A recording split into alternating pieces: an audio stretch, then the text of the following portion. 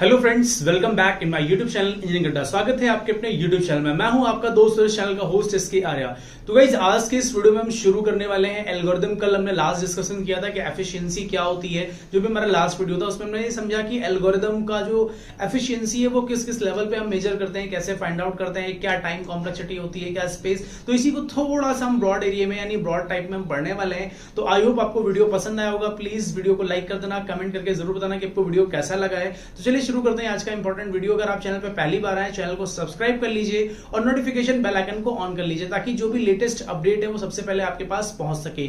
चलिए स्टार्ट करते हैं आज का इंपॉर्टेंट टॉपिक। तो फर्स्ट ऑफ ऑल हम यहाँ पे समझने वाले हैं, हमने पिछली बार लास्ट वीडियो में आपसे डिस्कस किया था कि हम एक एल्गोरिदम बनाते हैं तो उसको कैसे एनालाइज करते हैं, उसकी एफिशिएंसी को कैसे समझते हैं। तो उस समय हमने क्या दिया था, थ्योरेटिकल पोर्शन में समझाया था कि दो स्टूडेंट हैं, दोनों को मैंने पानी लेने के लिए भेजा था। ये एग्जांपल मैंने आपको देके बताया था, एक ने टाइम ज्यादा लिया और एक ने कम लिया। तो इसी को थोड़ा सा प्रैक्टिकली समझने की कोशिश करते हैं कि what is the role of analysis, why analysis are important in algorithm. Because analysis is a single method where जब आप एनालिसिस की बात करते हो तो with the help of analysis you can find the actual scenario, actual time and actual space requirement of the algorithm. For example, अगर मुझे एक प्रोग्राम को रन करना है तो मैं ऐसे एनालाइज नहीं कर सकता कि मुझे कितना टाइम चाहिए उस प्रोग्राम को रन कराने के लिए, but with the help of analysis we can find the actual time और एक्चुअल स्पेस। आई होप आपको चीजें समझ में आ रही होंगी। अभी हम इसको समझते हैं प्रैक्टिकली। अगर हम इसको डेफिनेशन के टर्म में समझें तो एनालिसिस क्या होता है, it provide the information that gives us a general idea of how long an algorithm will take for solving problem. Same thing, हम यहां पर एनालिसिस करके ये प्रेडिक्ट कर पाते हैं कि ये आपकी प्रॉब्लम को एनालाइज करने के बाद सॉल्व करने में कितना समय लेने वाला है और कितने दिनों के लिए या कितने टाइम के लिए वैलिड होने वाला है। तो ये सारी चीजें हमें एनालिसिस से पता होती हैं। अभी हम बात करते हैं कॉम्प्लेक्सिटी की। तो कॉम्प्लेक्सिटी क्या होता है ये भी हम समझते हैं। देखिए लिखा हुआ है, the complexity of an algorithm is the function which gives the running time और space in terms of input size. देखिए यहां पर जो कॉम्प्लेक्सिटी है वो टाइम और स्पेस दोनों के बिहाफ पे जनरेट होती है। अगले लिखा हुआ है, it measures the efficiency of algorithm M, यानी एल्गोरिथम को यहां पर हम एम से रिप्रेजेंट कराते हैं। इज द फंक्शन यानी फंक्शन ऑफ एन, एन यहां पे क्या है, नंबर ऑफ इनपुट, यानी फंक्शन को हम यहां पे बात कर रहे हैं, एफएन की बात कर रहे हैं, which gives you to running time and storage यानी फिर स्पेस रिक्वायरमेंट ऑफ एल्गोरिदम। यानी कॉम्प्लेक्सिटी हमें यह समझाता है कि हमें उस प्रोग्राम को पर्टिकुलर रन कराने के लिए कितना समय चाहिए और कितना पर्टिकुलर हमें स्पेस चाहिए उस प्रोग्राम को प्रॉपरली रन कराने के लिए या फिर उस प्रॉपरली आउटपुट को हमें रिसीव करने के लिए। क्लियर? अभी एक लाइन और समझते हैं। यहां पे लिखा हुआ है, here M is algorithm and n is size of input. यहां पे दो चीजें मैंने लास्ट वीडियो में समझाई थी कि हमारा जो नंबर ऑफ इनपुट है ये भी बहुत ज्यादा मैटर करता है आपकी कॉम्प्लेक्सिटी को फाइंड आउट करने के लिए। अगर हमारे नंबर ऑफ इनपुट्स कम है तो प्रोसेस बहुत जल्दी होगा, नंबर ऑफ इनपुट्स ज्यादा है तो प्रोसेस में टाइम लग सकता है। तो यहाँ पे इनपुट भी मैटर करता है। अगर मैं कॉम्प्लेक्सिटी की बात करूं तो जनरली ये दो टाइप से डिवाइड की जाती है या दो सेगमेंट्स में हम इनको कैलकुलेट करते हैं। पहला रिस्पेक्टिव सेगमेंट है टाइम और सेकंड है हमारे पास स्पेस। तो टाइम को समझ लेते हैं। The CPU time required to execute the algorithm, it means time required to produce an output when input is given। यानी किसी भी आउटपुट को जब हम प्रोड्यूस करते हैं, जो भी रिक्वायरमेंट टाइम है वो एनालाइज किससे मदद से कर पाते हैं, उसकी कॉम्प्लेक्सिटी कैसे फाइंड होती है, उसको हम बोलते हैं टाइम कॉम्प्लेक्सिटी। आई होप आपको समझ में आ रहा होगा। सेकंड हमारे पास है स्पेस कॉम्प्लेक्सिटी। स्पेस कॉम्प्लेक्सिटी क्या होता है, जहां पर हम इनपुट्स देते हैं उस इनपुट के लिए कितना रिक्वायर्ड स्पेस चाहिए, वो सारी चीजें हम कहां से निकल के आते हैं, स्पेस कॉम्प्लेक्सिटी से हम फाइंड आउट करते हैं। तो इसको भी समझते हैं। The amount of memory used by an algorithm to produce an output। I hope आपको चीजें समझ में आ गई होंगी। अभी हम बढ़ते हैं नेक्स्ट टॉपिक। हमारा नेक्स्ट टॉपिक है केसेस, यानी हमारे पास कौन कौन से केसेस, अगर हम कॉम्प्लेक्सिटी की बात करें तो कितने टाइप के केसेस हैं, इन केसेस को फॉलो करके हम चीजों को एनालाइज करते हैं। चलिए इसको शुरू करते हैं। क्या है केसेस, होता क्या है। अपनी सीरीज को कंटिन्यू करते हुए अभी हम केसेस के बारे में समझने वाले हैं, कितने टाइप के केसेस होते हैं, फटाफट इसको भी डिस्कस कर लेते हैं। तो अगर मैं यहाँ पे बात करूं कि केसेस कंसीडर्ड ड्यूरिंग एनालिसिस, यानी एनालिसिस के बिहाफ पे कितने टाइप के केस हमारे जनरेट होते हैं, तो there are 3 types of cases are available in the analysis of algorithm. Clear? First case is that best case. देखिए बेस्ट केस क्या होता है इसको भी समझते हैं। विद दिस इनपुट, अगर हम बेस्ट केस के इनपुट की बात करें तो algorithm take shortest time to execute, यानी एक ऐसा मेथड जहां पर टाइम जो है वो बहुत कम लेता है प्रोसेस होने में। क्लियर, यानी हमें आउटपुट प्रोड्यूस करने में सबसे कम टाइम लेता हो। क्लियर, एग्जांपल के लिए अगर मैं एक सर्चिंग एल्गोरिथम ले लेते हैं, कोई भी सर्चिंग के लिए हम प्रोग्राम लिख रहे हैं, वहां पर जो हम एलिमेंट सर्च कर रहे हैं वो हमें क्या मिल रहा है, सबसे स्टार्टिंग पे मिल जा रहा है। एग्जाम्पल के लिए मान लेते हैं यहां पर हमारे पास कोई ऐसा कोई भी मान लेते हैं कि हमारे पास लिस्ट है 1 2 3, हमें इस 1 को सर्च करना है, तो ये हमारा फर्स्ट एलिमेंट है, यानी हमारा जो समय है वो क्या होगा, बहुत कम लगेगा। क्लियर, तो यानी जो फर्स्ट वैल्यू के लिए फर्स्ट लोकेशन पे चीजें फाइंड आउट हो जाती हैं, यहाँ पे समय कम लगता है, वो हमारा क्या कहलाता है, बेस्ट केस। अभी हम आते हैं सेकंड पॉइंट हमारे पास वर्स्ट केस। वर्स्ट केस इसका जस्ट अपोजिट होता है, it takes highest time to execute, यानी ये बहुत ज्यादा समय टाइम लेता है, बहुत ज्यादा समय लेता है अपने प्रोग्राम को एग्जीक्यूट कराने के लिए, प्रोसेस कराने के लिए।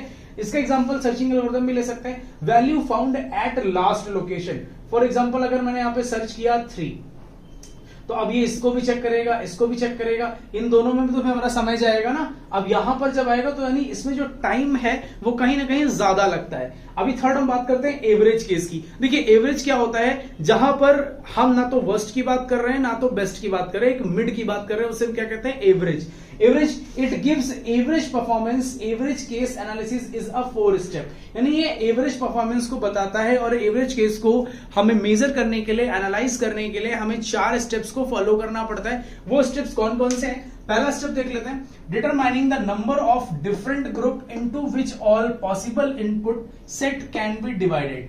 क्लियर, सेकंड पॉइंट है डिटरमाइनिंग या determine the probability that a input will come from each of these group, यानी इनपुट हमारे जो प्रोबेबिलिटीज है वो हर ग्रुप से आने की प्रोबेबिलिटी हमारे पास रहती है। Determine the how long the algorithm will run from each of these group. And last point is that calculate average case time using formula. अगर हमें एवरेज केस को फाइंड आउट करना है तो हमें क्या करना होगा, एवरेज केस का स्पेसिफाइड फॉर्मूला को यूटिलाइज यानी यूज करना होगा। ठीक, तो फॉर्मूला देख लेते हैं, ए ब्रैकेट में स्मॉल n सिग्मा, ऊपर टॉप पे यहाँ पे m लिखा हुआ, नीचे i की वैल्यू 1 लिखी हुई है, फिर pi मल्टीप्लाई बाय ti। तो इनको समझ लेते हैं ये है क्या। n हमारा यहाँ पर जो गिवन है ये नंबर ऑफ साइज यानी साइज ऑफ इनपुट है, जो साइज हम इनपुट के फॉर्म में लेने वाले हैं। n क्या है, नंबर ऑफ ग्रुप, जितने भी हम ग्रुप्स को यहाँ पे अपने इस कैलकुलेशन में यूटिलाइज करेंगे। pi क्या है, pi stands for probability that input will be from a group i, यानी ऐसी प्रोबेबिलिटी जो भी किसी ग्रुप से निकल के आ रही हो। एंड लास्ट है हमारे पास ti। ti क्या चीज है, ti stand for time that the algorithm will take for the input from group, यानी ti क्या एक टाइम है जो उस ग्रुप से पर्टिकुलर टाइम को कितना ले रहा है, और a का मतलब यहां पर क्या है, एवरेज। तो आई होप आपको चीजें समझ में आ गई होंगी। अब इसी के साथ कुछ न्यूमेरिकल्स को देख लेते हैं ताकि आपकी जो प्रॉब्लम है, आपकी चीजें हैं वो सॉल्व आउट हो जाए। सो यहां पर हम देखते हैं टाइम कॉम्प्लेक्सिटी से रिलेटेड एक 2 एग्जांपल आपके सामने डिस्कस करने वाला हूं, इनको समझ लेते हैं। ये भी हमारे इंपॉर्टेंट है, हमारे लिए टाइम कॉम्प्लेक्सिटी के एग्जांपल हमें समझ में आना चाहिए कि एक्चुअल में कॉम्प्लेक्सिटी कैसे हम फाइंड आउट करते हैं या फिर मेजर करते हैं। यहाँ पे सिंपल से एक प्रोग्राम ने ले रखा है, आप देख सकते हो सिंपल से।